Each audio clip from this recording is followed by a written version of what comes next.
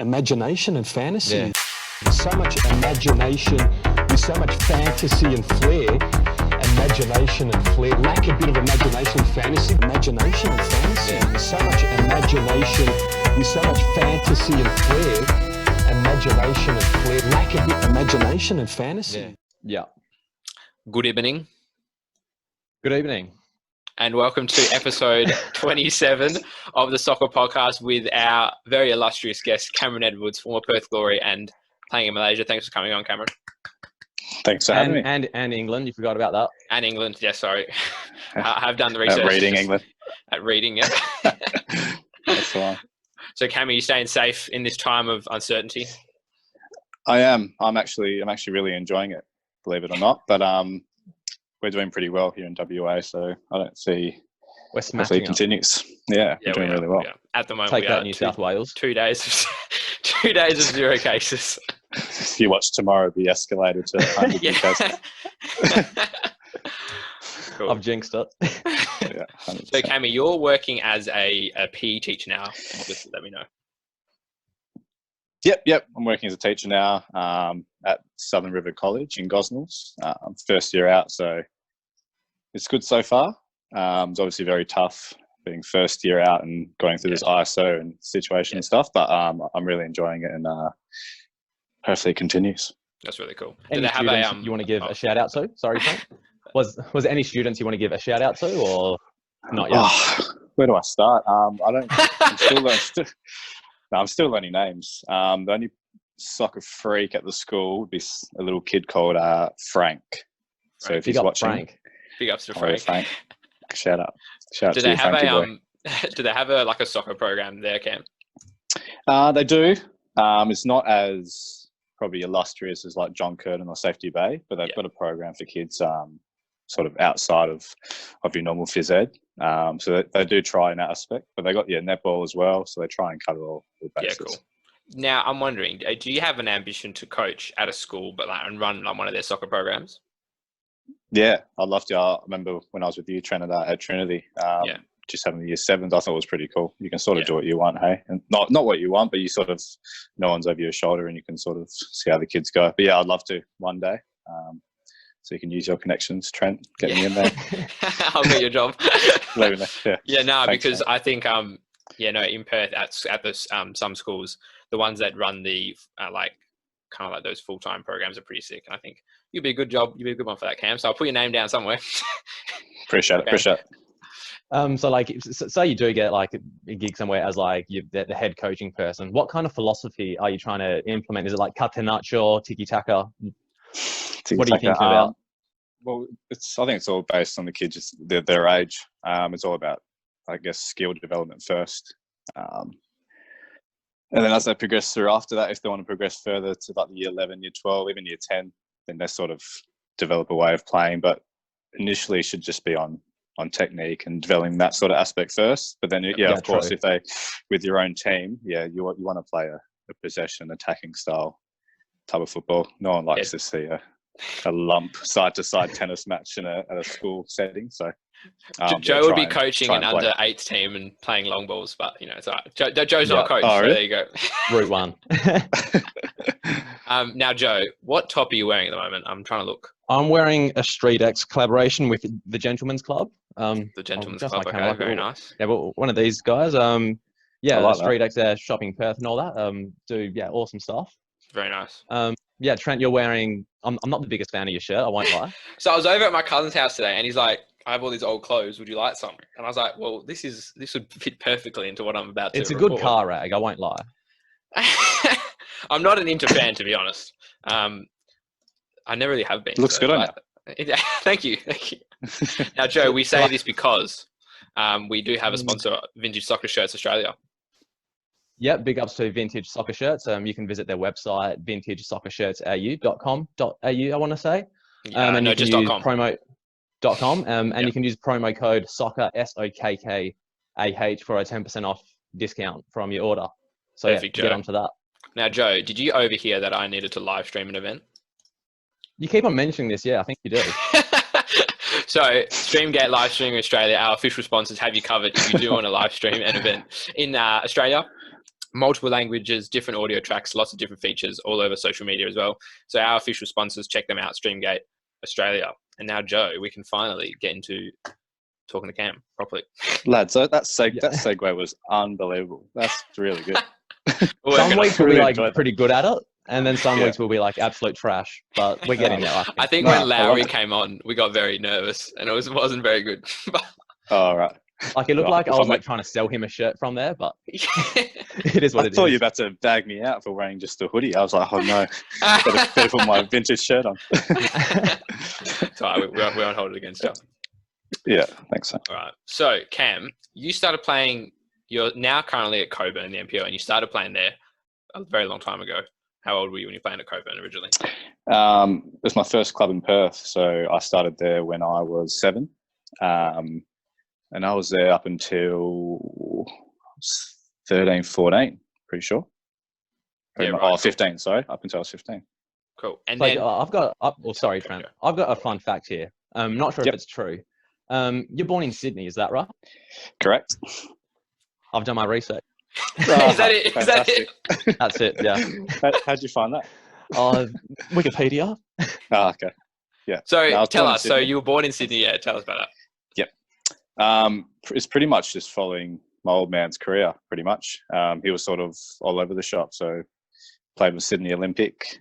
That's when I popped out. And then we went to Singapore and Malaysia when he was playing there. So I was there pretty much up until I was 6. And then we moved back. So pretty much just following my old man's career.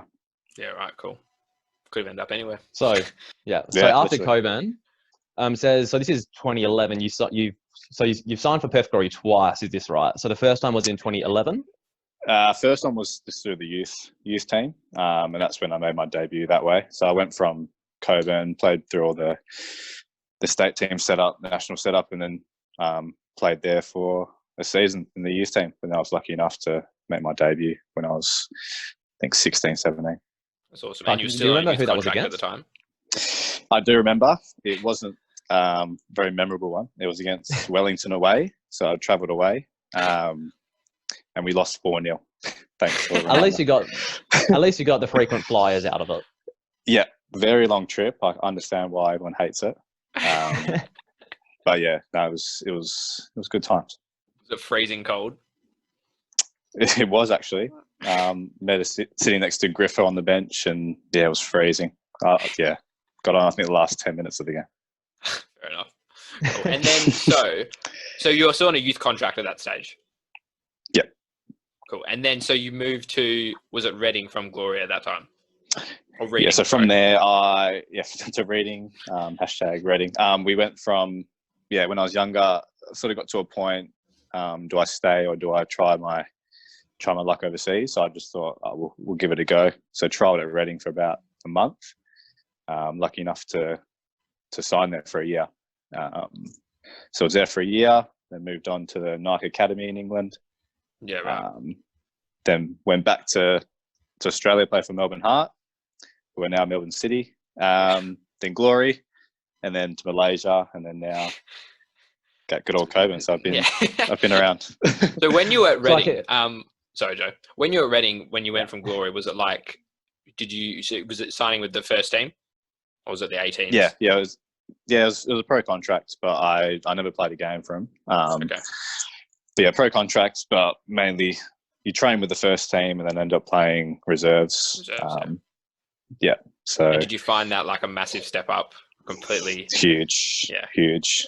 Just not even football, just through living in a different country. Just everything. Thank God they spoke English, but I can understand how hard it would be if you were going to a different sort of country that doesn't speak English. But yeah, just everything, just living on your own, even cooking for yourself and all the little things you got to do. It was tough, but I really enjoyed it. That was probably the main highlights of, I guess you'd call my career. Yeah, we'll call it your career. So like at that time, was your brother Ryan in England as well? Yeah, we trialled at the same time. So we both trialled and we both got a contract. And he ended up staying longer and he ended up playing for him actually. So when both of you were at Reading, you guys still lived separately then?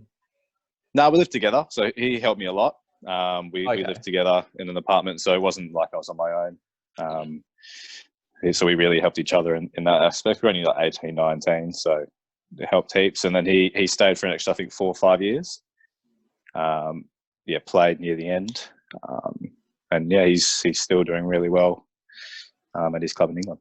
That's really Yeah, cool. because like I feel like especially like young Australians who like do make the move overseas, like the majority of them are just like by themselves. And we were talking to like one the other day. And he says, yeah, like I played in like Italy for like 6 months. I came back on holiday to Australia, and he was like, I don't want to go back. And then just like mentally had to like convince himself, okay, I need to go back. It might be the better thing to do, even though like short term, just like mentally, it'll be like so draining. You're always by yourself and all that.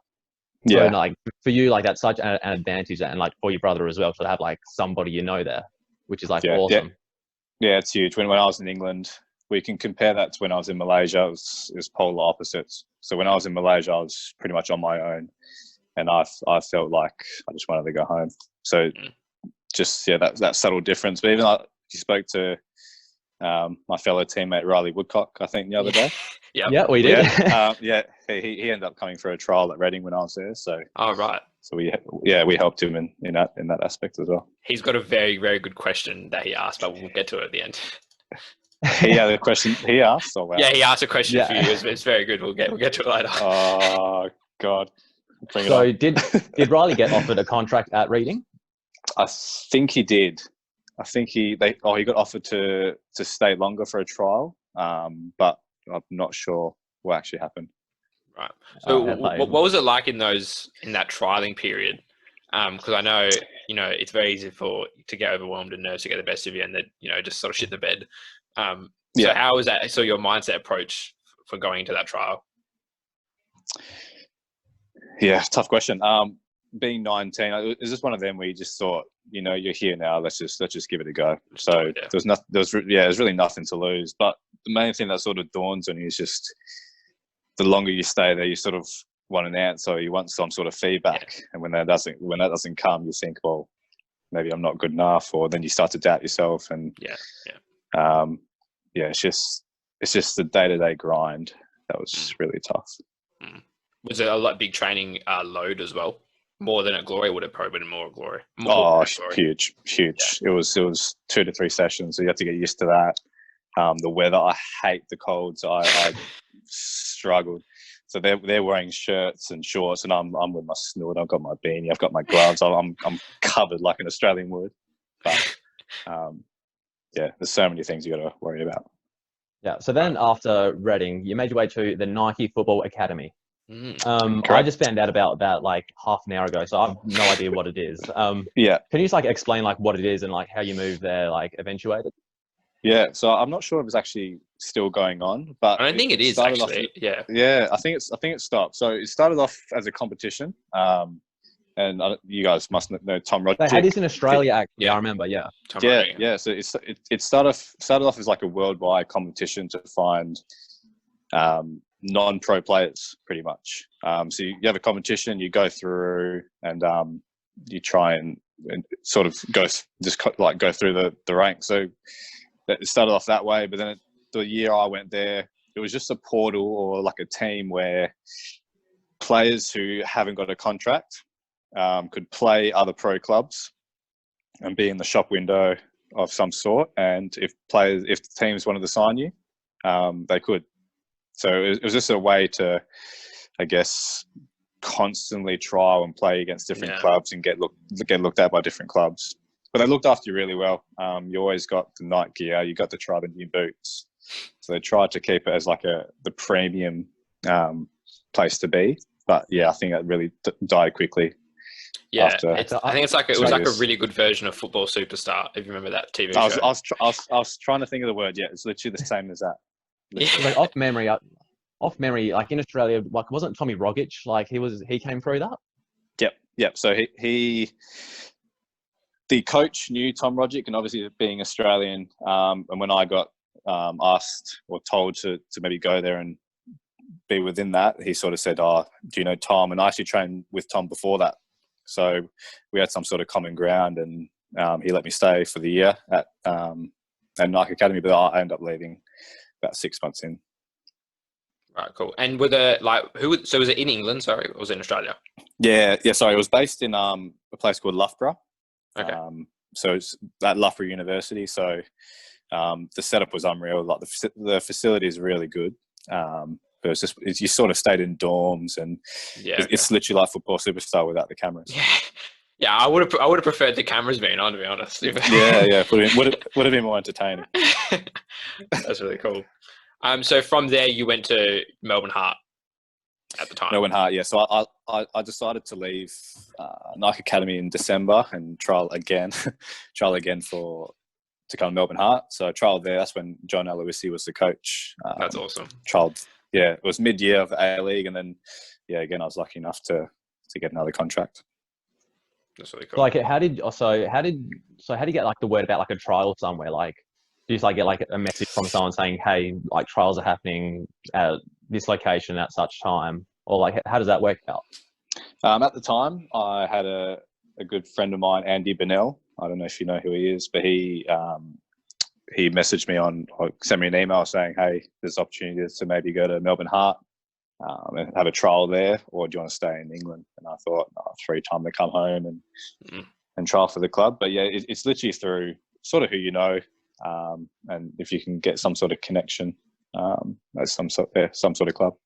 Did you have an agent at the time, or you just through a few contacts? I didn't through signing anything. I just did it through Andy Bennell, who was a good friend of my dad. So he still does, but he's the one that's been helping Tom Rodgick out. Right. He's got a few more. But yeah, he played for Reading. He played for Australia, so he's a good guy. That's really cool. And at the Nike Academy, was there any players that you thought like were really like insane, or was they sort of all at your level? Did you think? At within the team? In the Nike Academy team. No, they're all pretty much they're young guys, so they're between 18, 21. There's a few that's still playing now in the lower leagues of England, but there was no one that really that stood reached the top. No. Yeah, because I suppose like especially in England, by the time you're 18 to 21, most of like the big clubs already like have all your more talented players anyway. Like in Australia, I think like there's definitely probably a market for that. I'd say for sure. Yeah. Correct. Yeah, like Tommy Rocket and all that. Yeah. Literally, well, he's killing it. So I was at that point. I was 20, so I needed to sort of find a club, or I was going to miss the boat. Cool. And then, then moving on to Perth Glory, back home to Perth Glory. Yeah. And so 13 appearances over, was it roughly about 2 years? Tell us about your sort of experience with the Glory and playing semi-consistently at one point. And very tough at Glory. Obviously my old man was there as a coach, but it was fun. They had some sort of philosophy of playing younger players and trying to build the homegrown talent, but I did enjoy my time there. When Kenny came in as well, I've had Kenny as a coach when I was younger, and he played me as well. So it was a tough time. There was a lot. Yeah, outside of football was tough, but I enjoyed. We played with good players. We played against good players with good players. So I enjoyed my time there as well. It's like, especially being like so young, because you would have been in early 20s at that time. What's it like with all like the outside like negativity about like you playing and like your father being the coach? What's it like? How's it like dealing with like all that added pressure? Yeah, it was huge. Don't really know how I dealt with that at the time. It was just one of those things. You use your experience for when you were younger. Being in different situations, like being in England, being all these different countries and playing football. You sort of just push through, sort of persevere through. But yeah, there was a lot of outside noise, and it's really tough to block it out and try not to look at it. It had to be hard, yeah. It had to be so hard. It was because it's everywhere. You can't hide from social media. You can't hide from newspapers, etc., etc. But got through it. Probably a better person because of it. But it was tough outside of football. But football wise, I felt like I was good enough to be there. Yeah, no, for sure. And I think it's look, it's happening in similar situations that we're going now, where the Suns are in the team. It's incredibly difficult, and I think especially in a professional environment. But I can just imagine the pressure you're facing. But as I said, I thought you'd probably come out of it on the better side. We'll say that. Well, you hope, yeah. Yeah. We'll say that. So, before you went to Malaysia, did you spend a period in the NPL with the Glory? Is that correct? Or the youth league? Or did you just go straight to Malaysia? No, but so by this point, I was sort of getting let go. So the last 6 months, I was just training with the first team, playing for the youth team. So I still had a contract. So yeah, okay. Had a chat with Kenny, and just thought there's an opportunity to go elsewhere. I'll probably take it. So that's when I just sort of cut the contract short and went to Malaysia. Right, cool. And Joe, do you want to try pronouncing this club, or do you want me to do it? Go, give it a go. I'm excited. I'll try. Putrajaya. That's pretty good. Putrajaya. That's pretty good. And so, where in Malaysia is that exactly? It's 20 to 30 minutes just outside KL. Okay. Don't ask if it's north, south, east. I don't know. It was somewhere. Yeah. Somewhere. I just got in my car, put the GPS on, and I got there. But it was really nice. It was compared to, I've heard stories of people living in, not the jungle, but not really near the main area. So this being 20 minutes out was a perfect spot. How'd you do with the humidity in Malaysia? Or was it, yeah? I love the heat, Trent. I'd rather heat any day of the week. Give me that every day of the week. But it was the more I struggle with was the living on your own. Yeah. And the facilities at the club were, I'll say, horrendous. Right. Yeah. So got through that, and just the whole. You've probably heard all the stories about Asian clubs and will you get paid? If not, all the contract disputes. It was just, again, a totally different outside pressures of football again. Yeah, right. So yeah. Now, did you have any trouble adjusting to the humidity there? Because me and Trent have played friendly games in Singapore and was KL as well. Yeah. And I was all right in the heat, but humidity just killed me. Was it the same for you? Joe died. Really? Well, I didn't mind it. Like I said, I don't mind the heat, and I've played in those sort of countries before, but it was more just like the pitch, that weird grass they've got. I don't think it's grass. It's just dealing with that, and then the heat actually sucks. Even when it's cold, it's raining, it's still hot. So you just always can't win. Sticky. Yeah. You're just always sweating. You just got to deal with this being a sweatbox the whole time. Yeah, so how were the pitches there? Because when me and Joe were in Malaysia, we either played an AstroTurf or it was like a jungle. The grass was just so long. Did you play an Astro at all? We did. I hated it. I don't like playing an Astro. But yeah, the grass, I don't even know how to describe it. It's just... It's long. Muddy. I remember being long. It's long. Yeah. Yeah. And that with the humidity, it was really tough. Yeah, shit. So how long did you stay in Malaysia for? I was there. So both times at Melbourne Heart and at Melbourne, in Malaysia, I stayed for the last probably 6 months of the season. Yeah. Okay. So I was only there for 6 months, and I just hated it. I just hated being on my own, coming back home to myself, and the amount of TV series and just watching the same shows over and over. I was losing my mind. You don't believe. So did you have any idea about, or did you have any thoughts about doing part-time study through all of this? Yep. So I tried to start, I forgot what course it was called. I think it was just a general business one. So I did start that. But again, trying to study online and trying to have the motivation. It does say on your LinkedIn, by the way, that you did go to Notre Dame. What was it? Was this at your time there? No. That's when I've come back from Malaysia. You're on my LinkedIn. Did you add me on LinkedIn or what? I might. I just thought you did. I can add you later. Oh, come on. I need my followers. I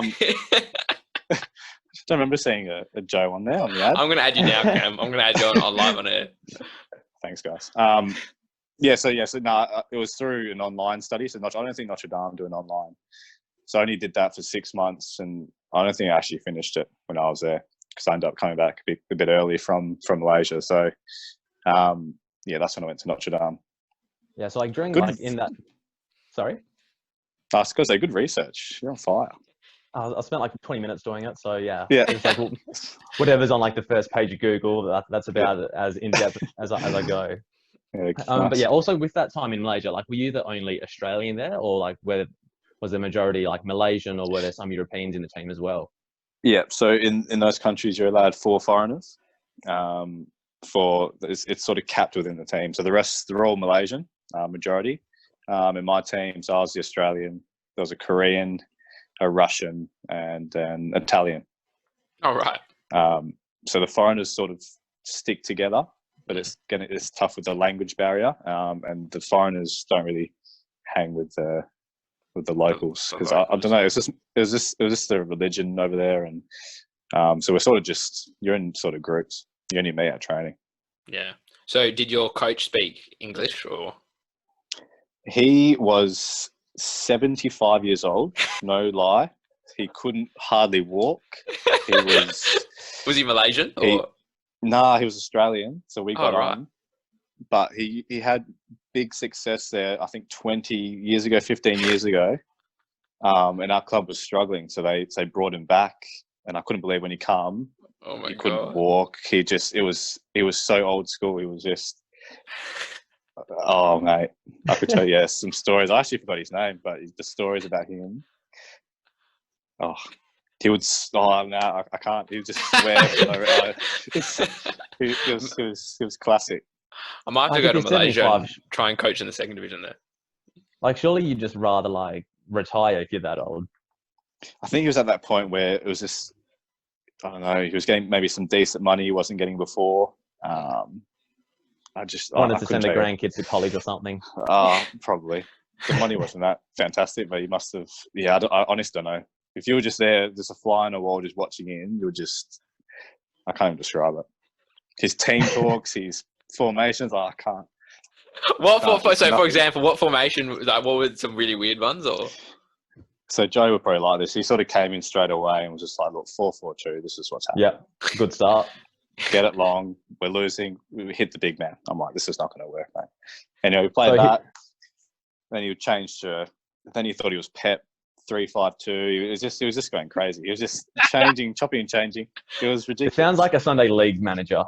Oh, I don't know how he had success there before, but it was That's just really funny. swapping players' positions and it was just chaos. Did that happen to you? So like going from like, because you were centre mid at Glory, like in that area. I stayed centre mid, luckily. We sort of got on good. Have you lost him? We had his videos dropped out, and I Can you hear him though? No, I can't hear him. Oh damn!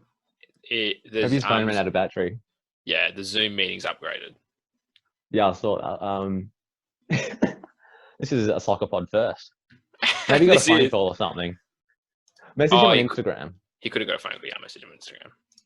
Yeah. I think we'll just keep this in the video. Yeah, this is great content.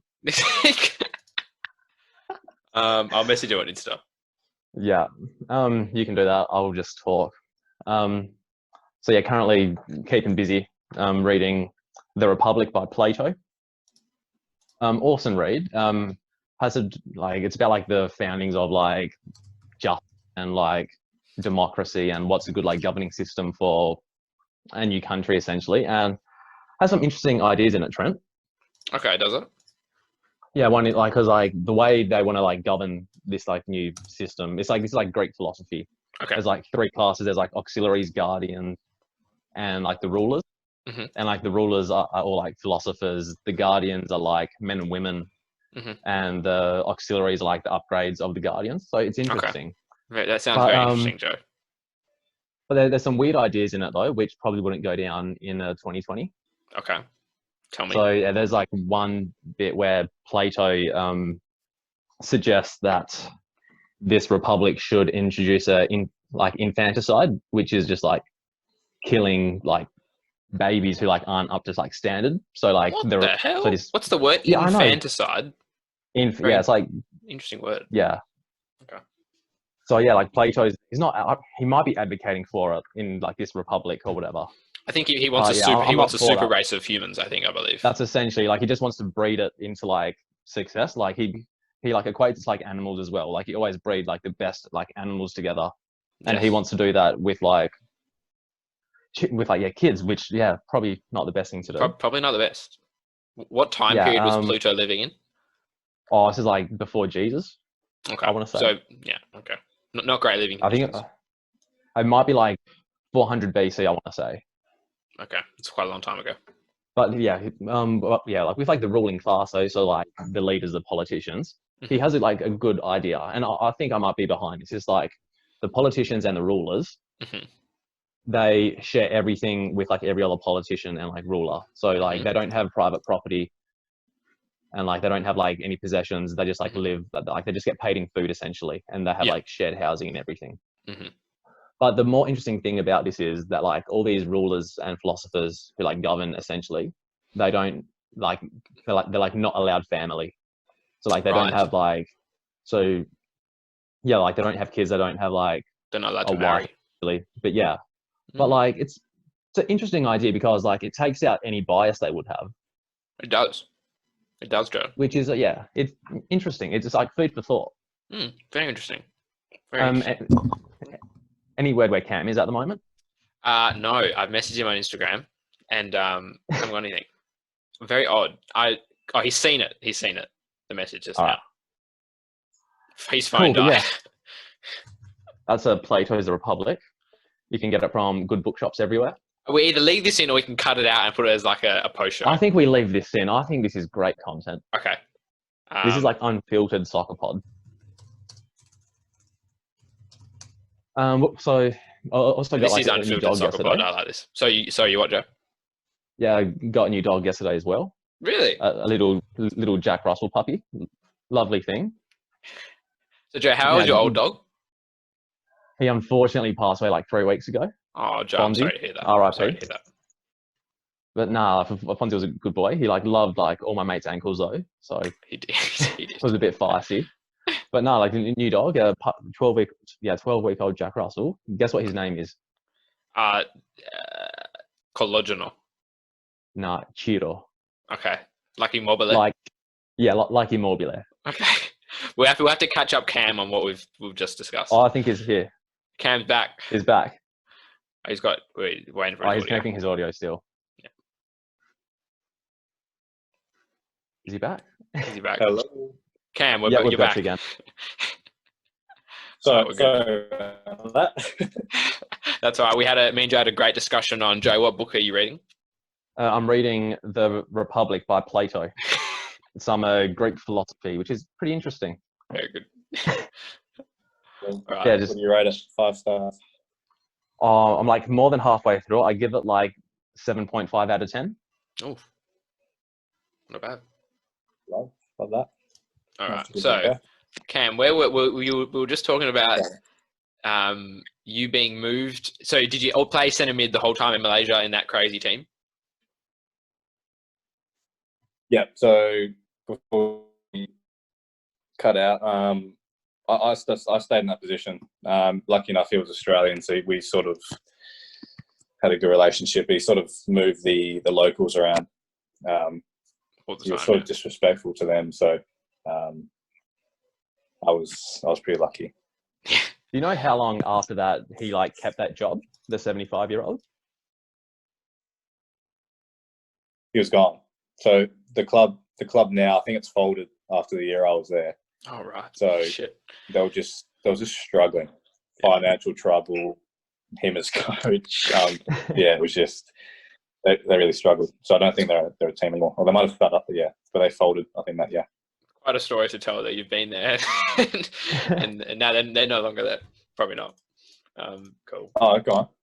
So what do you got? Back to Coburn after Malaysia, Cammy. Yep. And from then, did you start studying at Notre Dame, was it? Yeah, so this was sort of my big decision I had to make.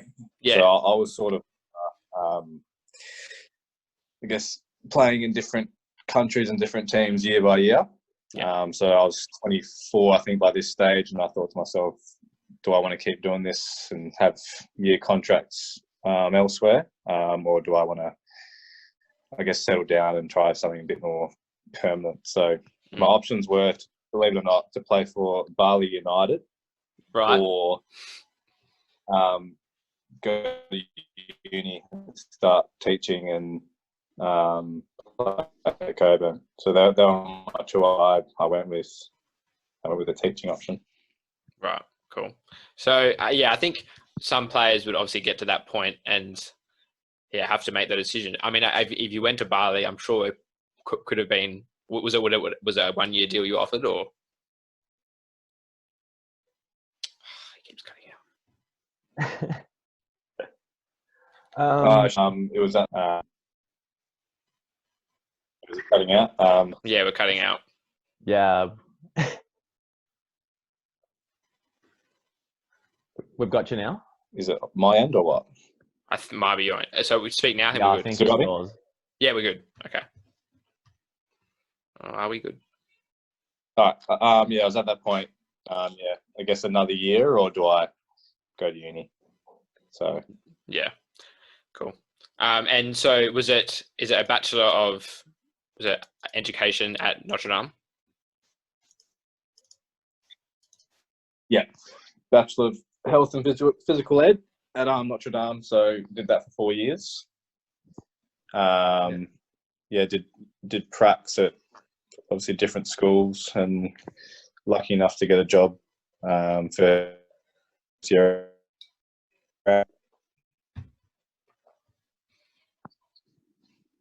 Have you lost him again? Yeah. I think he's back now. Yeah. Okay, we're back. Is it coming? You're just like cutting in and out. Is it coming through or what? Yeah, we're cutting in and out, but I think we're okay. So when I was looking at your LinkedIn as well, it says you also went to UWA. That's when I was at Glory Youth, when I was at the Pike. So I did about a semester there. I was doing sports science. Yeah. Did you have any other first, and then options? I went to Notre Dame. Yeah, cool. Did you have any other ideas of what you wanted to do, or was you set on sort of teaching? Honestly, it was just anything related to sport. There was obviously, I could have gone the accounting path, but I just thought, because my roommate, that was still my roommate, he was doing sport teaching as well, so I just sort of copied him. Yeah. For a second there, I thought you were gonna like say something bad about accounting, and like I'm an accountant, so you're lucky there. No, I know to keep my. No, it's good. It's a good profession. Well done. Thank you. Now, Cammy, how long are you currently the captain of Coburn? If I am correct. Vice captain. Vice captain. Cool. So I just put the armband on when the captain's injured or suspended, which he usually is. Shout out to Yuski. So how long do you see yourself sort of staying there? And obviously you're sure you'd be enjoying yourself there. How long do you see yourself keep going with, playing till you drop dead, or? I can see myself, playing till we sort of can't play anymore. NPL anymore. I think this ISO situation, just having a kick at the park, how much you just miss it. Just shows that I'll just keep playing until I can't do it anymore. Yeah. Now, I think when I used to referee, I used to like linesman for same MPL games. I'm pretty sure I like refereed, like I was like linesman for like a few Euro games, like probably like 3 or 4 years back, I want to say. Did you call him offside, Joe?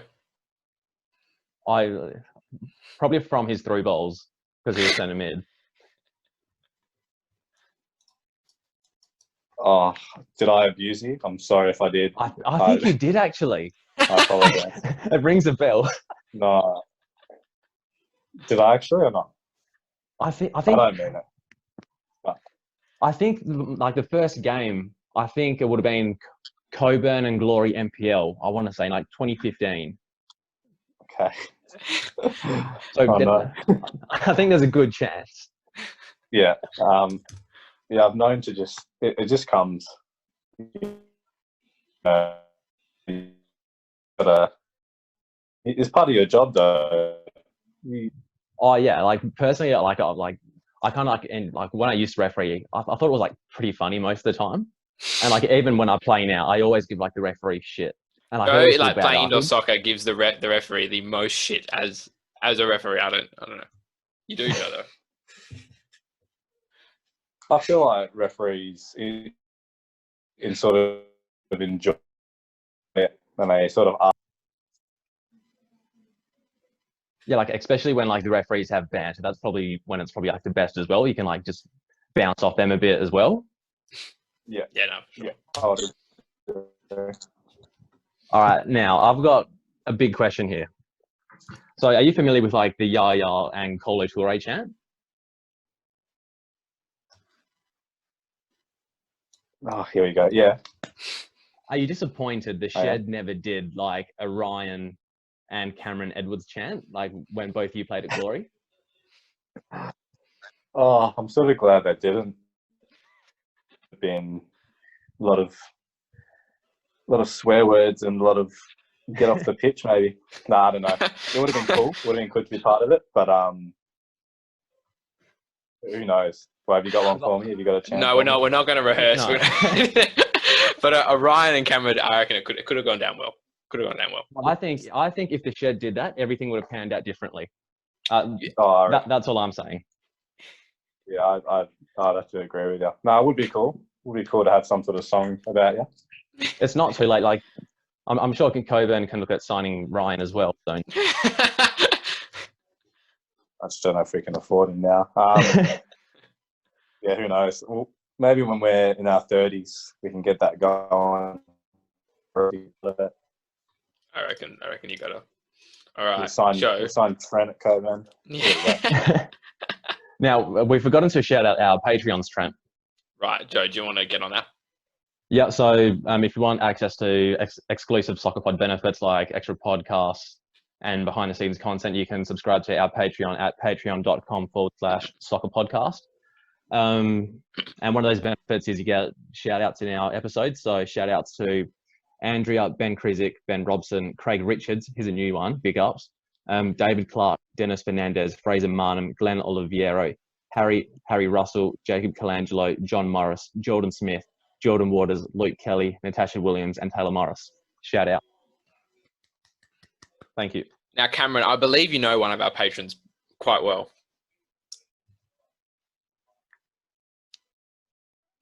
Who was that? Is it Jordan Waters? Did you did Jordan, you and Jordan used to work at Bunnings? Is this a thing? Jordan Waters. I'm struggling with the last name. I'm trying to think of a Jordan. Yeah. I think he's the only one I can think of. I don't know his last name. But So did you, Cam, have you worked at Bunnings at one stage? I have, yes. I've been there for 3 years while I was at uni. All right, cool. So I think one of our patrons, because I remember we said a while ago we were going to get you on the pod, and as soon as he said that, he's like, mention Bunnings. So we've mentioned it. Oh, wow. Yeah, look, shout out to Bunnings. It's a great place to work. The prices are, what's their slogan? It's like the prices are better. No, that's definitely not. Is it? That's Coles. Like 10%. Yeah, lowest prices are just the beginning. That's right. That's right. Should we get to our fan Q&As, Trent? Yes, we should, Joe. So the first question is from Lee Broxton Facts, and he says, has Cameron seen his stats on FIFA, and does he agree with them? Now, you have those stats, Trent, am I right? Yes, so Cam, on FIFA 14, you were in Ultimate Team. You were 55 rated. Can I screen share? Oh, is that? No, not going to work? Okay. Just read it out. Yeah, 55 rated. You have, now very interestingly, you've got a 4-star weak foot. Impressive. 62 pace. 35 shooting, interestingly. 61 passing, which I think probably your strongest asset. 57 dribbling, 51 defending, 52 heading. I don't know about the 35 shooting. I reckon I've got that wrong.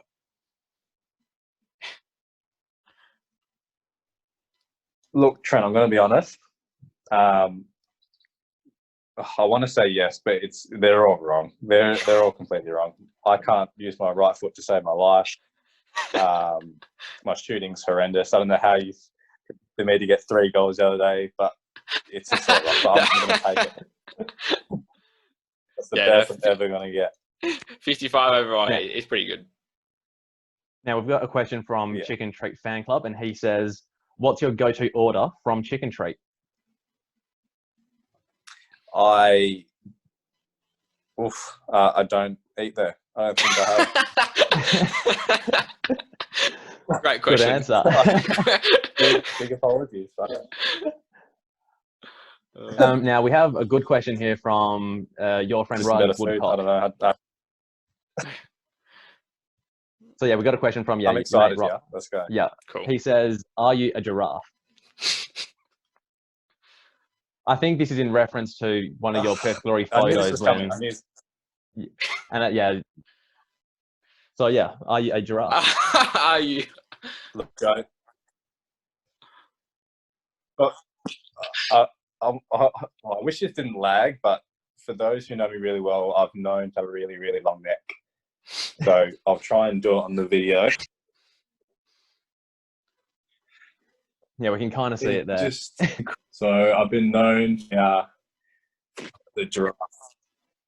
The giraffe neck. It's a tough one. But yeah, I'll send you some. I'll forward you some photos. We can put it in our Discord for all the patrons to look up. Yeah, you're welcome. It's just incredibly long neck. It's just what you're born with. Now, Joe, I just thought of a question on the top of my head. You're at Glory the same time as William Gallas, is that right? That's correct, yes. Were there any stories, perhaps, of him partying at Crown Casino at any stage when you were there? What are you trying to do here, Joe?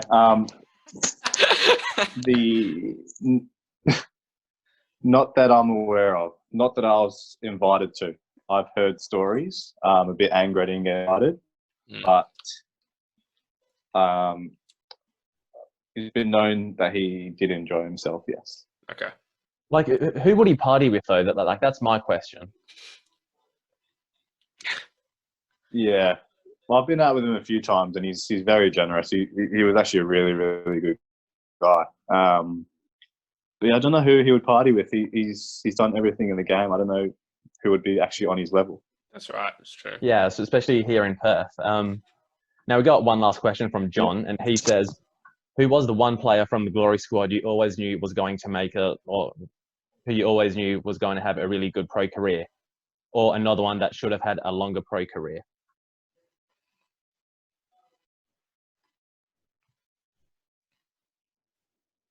I've got 2.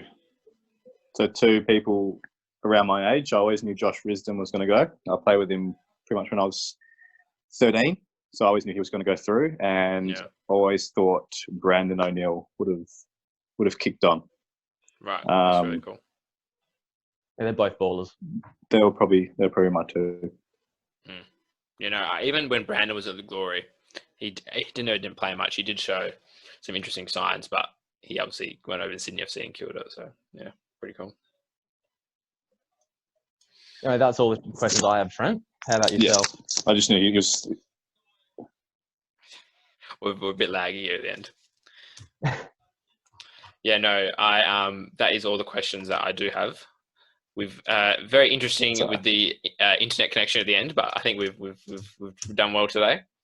Cam, thanks so much for coming on, mate. We really appreciate it.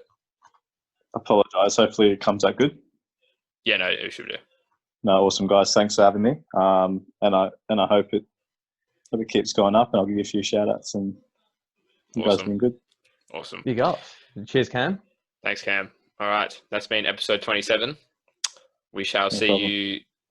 We'll probably put this up, Cam, in like a week or two. We'll see. We've got lots of guests on at the moment. We're recording lots, so yeah, we'll put it up. I think in a week or two. Yeah, no stress at all. Awesome. Please like, Alright. comment, subscribe. And vamos. Vamos, that's it. All right.